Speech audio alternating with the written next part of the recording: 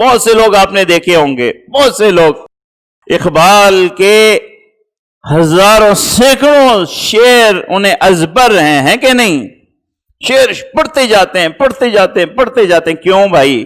اسے روک کے پوچھئے کہ اتنے اشعار کیسے یاد کر لیے؟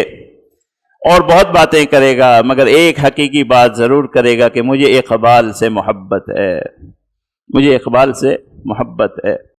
آپ کو بھی تو اللہ کے رسول سے محبت ہے، ذرا پڑھیے کتنی حدیثیں یاد ہیں، پڑھیے تو صحیح۔ کہاں تک جاتے ہیں آپ؟ کہاں تک جا سکتے ہیں؟ اللہ کے رسول کی حدیثیں پڑھنا تو شروع کیجئے، کتنی یاد ہیں؟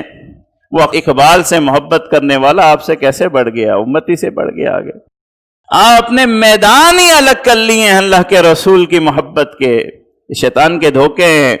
ایک مہینے گھر کو سجا کے اللہ کے رسول کی محبت کی قیمت ادا نہیں ہوگی۔ اپنے دل کو مطمئن نہ کیجئے کہ آپ اللہ کے رسول کے بڑے امتی ہیں، آپ نے لاکھوں خرچ کر لیا ہے، نہیں۔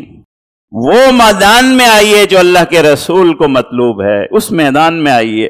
آپ لاکھوں خرچ کر دیجئے بازاروں کو سجانے کے لیے، محلوں کو سجانے کے لیے، لاکھوں خرچ کر دیجئے جلوس کو نکالنے کے لیے، آپ کا دل تو مطمئن ہوگا، اللہ کے رسول کے دل میں سرور نہیں آئے گا۔ اللہ کے رسول کا دل اسی وقت مطمئن ہوگا جب آپ تہجد میں کھڑے ہوں گے، جب آپ کے چہرے پہ، لباس پہ، آپ کے گھر میں اللہ کی سنتیں آئیں گی۔ یہ سب چیزیں کیجئے، آپ جلسے کیجئے، سیرت النبی کے خرچ کیجئے، مگر پہلے اصل میدان پورا کیجئے۔ ذکر مصطفیٰ، محبت مصطفیٰ، عظمت مصطفیٰ، اور اس کے بعد اطاعت، یہ ساری چیزیں اپنی زندگی میں پوری کیجئے۔ اس کے بعد اور دل کرے آپ جو کچھ کیجئے، اور اگر یہ ساری چیزیں نہیں ہیں، کچھ بھی کر لیجئے، آپ امتی ہونے کا حق نہیں ادا کر سکتے۔ کسی کی جان ہی کیوں نہیں لے لیجئے عاشق رسول میں؟ یہ کون سا طریقہ ہے؟ خود عمل نہیں کر سکتے، اپنے وجود پہ ایک سنت نہیں ہے، دوسرے کو پکڑ کے قتل کر دیتے ہیں۔